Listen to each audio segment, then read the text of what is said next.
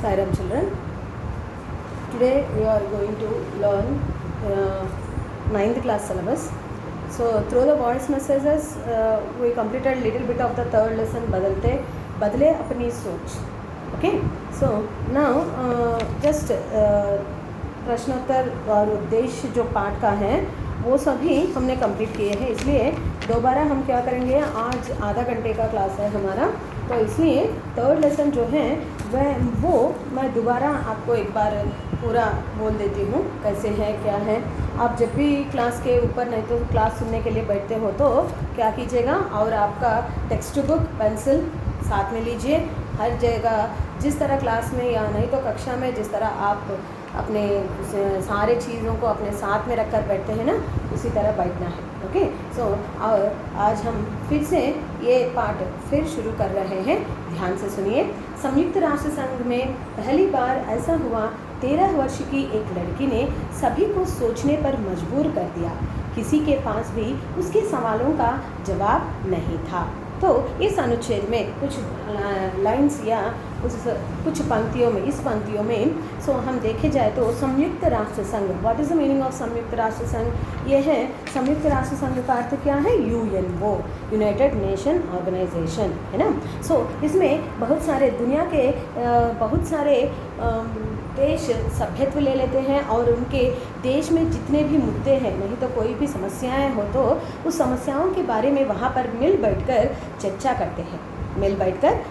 करते हैं और सुझाव वगैरह मांग लेते हैं. एक दूसरे की सलाह मशवरा लेकर अपने देश को सुचारू रूप से चलाने का जो प्रयास होती है वो करने के लिए वे संसिद्ध रहते हैं, है ना. तो इसमें पहली बार संयुक्त राष्ट्र संघ में ऐसा हुआ है. कैसा हुआ है कि अब तक संयुक्त राष्ट्र संघ में कोई भी मामूली सा नहीं तो आम आदमी या आम लड़की, आम जनता जाकर वहाँ पर अपने सोच विचार बोलने की और बताने की विधान नहीं बताए थे. मगर इस बार ऐसा हुआ है कि एक 13 वर्षीय, 13 का अर्थ क्या है, 13 years, just like a your class student और your class people equal to.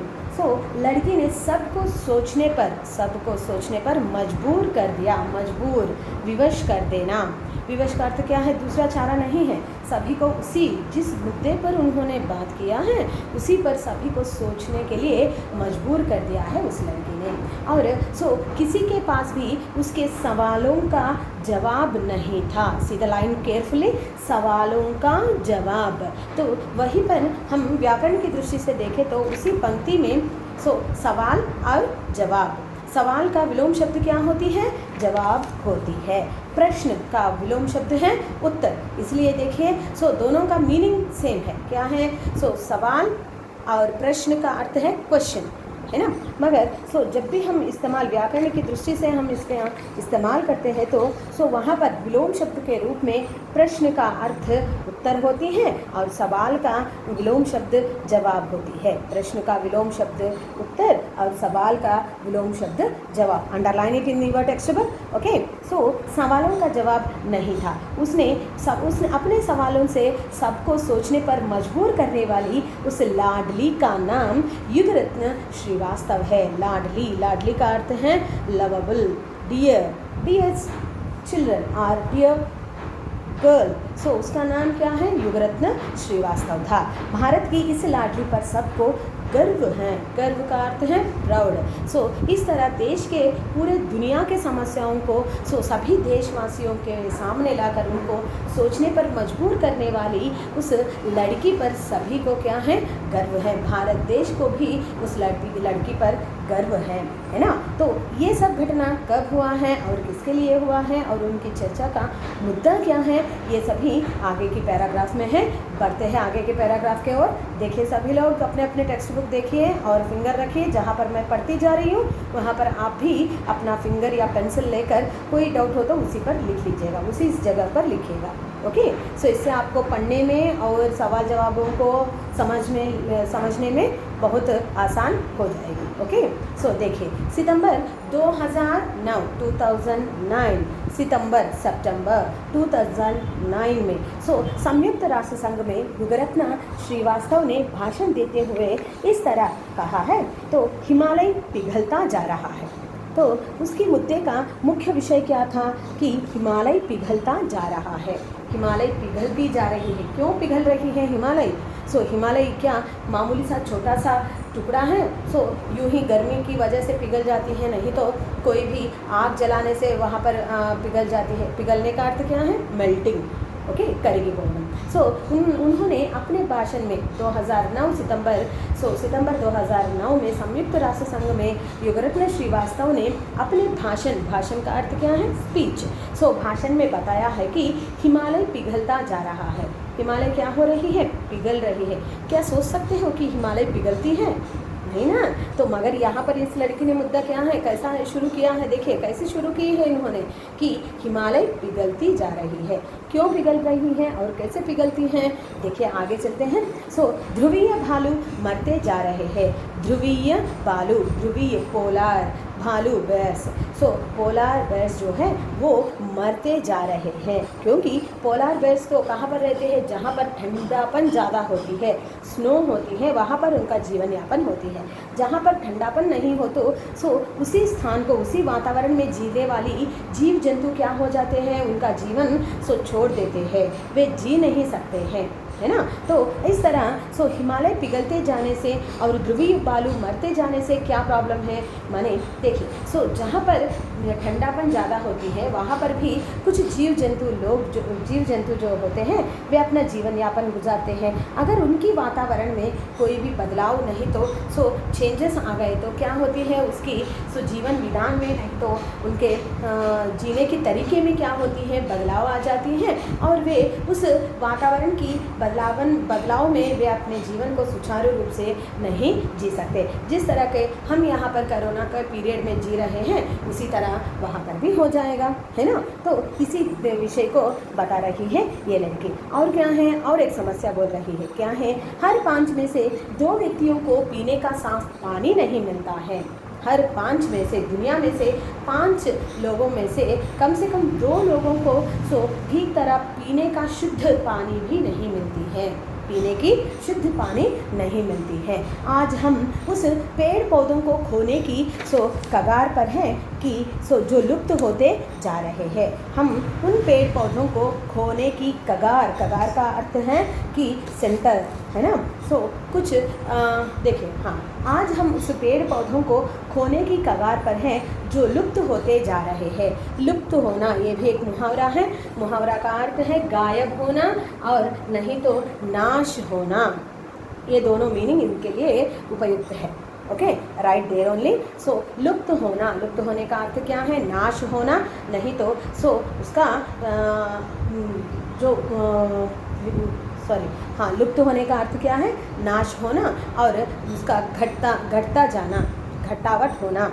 Okay, और जो लुप्त होते जा रहे हैं। पेड़ पौधों को खोने के कगार पर है। कगार का अर्थ क्या है? Peak of the mountain. Okay, हम कहाँ पर है कि हमें प्राणवायु देने वाले और औषधीय तत्व देने वाले पेड़ पौधों को हम खोने की स्थिति में हैं, है ना। हम खोने की स्थिति में इस तरह का है। और प्रशांत महासागर की पानी का स्तर बढ़ता ही जा रहा है। तो हर एक मनुष्य को पीने का साफ पानी नहीं है, मगर समुद्र में जो पानी की स्थिति है वो बढ़ती ही जा रही है ना। नदियों में पानी की स्तर बढ़े तो क्या होती है? बहुत सारे उपयोग हमारे लिए होती हैं, है ना। पीने के लिए पानी मिलती है, खेती बाड़ी के लिए उपयोग कर सकते हैं हम, घर की सभी कामों के लिए पानी की आवश्यकता है, वे सभी भी हो सकती है। अगर समुद्र में पानी ज़्यादा होने से क्या हो सकती है? क्यों नहीं मैडम, हो सकती है। हम बिज़नेस कर सकते हैं, ट्रैवलिंग आराम से हो सकती है। नमक मिलती है, हाँ नमक मिलती है, और एक जगह पर दूसरे जगह जाने के लिए ट्रैवलिंग के लिए भी अच्छी है। मगर पानी का इस्तेमाल हम कर सकते हैं समुद्र का? नहीं ना। तो इसलिए जहाँ पर हम पानी का बेकार के दुरुपयोग कर रहे हैं और ज़्यादातर ज़्यादा पानी समुद्र के पास, समुद्र में जाकर मिल रहा है, तो वहाँ का पानी का स्तर जो है वो बढ़ती ही जा रही है। तो इस तरह हम इस तरह के इस मुकाम पर है कि हमारे लिए जो अच्छी चीज़ है वे सभी हम खो रहे हैं, जो बुरा है वो उनको हम अपना रहे हैं, है ना। यही विषय यहाँ पर बता रहे हैं योगरत्न श्रीवास्तव। और नेक्स्ट और इसके लिए हमें क्या करना है? सभी को क्या करना है। तो इसके ऊपर यहाँ पर चर्चा हो रही है और आगे की पैराग्राफ में आगे के अनुच्छेद देखते हैं क्या है। क्या हम अपने भविष्य की पीढ़ी को यही देने जा रहे हैं। पीढ़ी का अर्थ है जनरेशन। क्या हम अपने भविष्य की पीढ़ी को, पीढ़ी का अर्थ है जनरेशन, क्या हम आगे आने वाली जनरेशन जो होती है, माने हम तो हमारे जनरेशन अलग है और आप एक जनरेशन हो, है ना।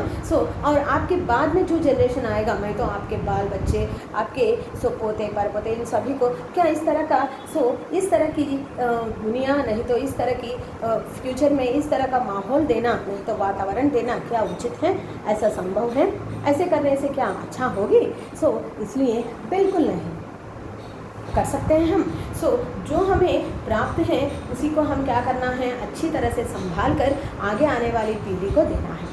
इसके लिए एग्जाम्पल है, देखिए आपके घर में बड़े बुजुर्ग लोग होते हैं, दादा दादी या नाना नानी होते हैं, है ना। अपनी कमाई को संभाल कर अपने बच्चों को देते हैं, है ना। अरे उनको क्यों देना, हम खुद खा लेते हैं, पी लेते हैं, ऐसे सोचते हैं नहीं ना।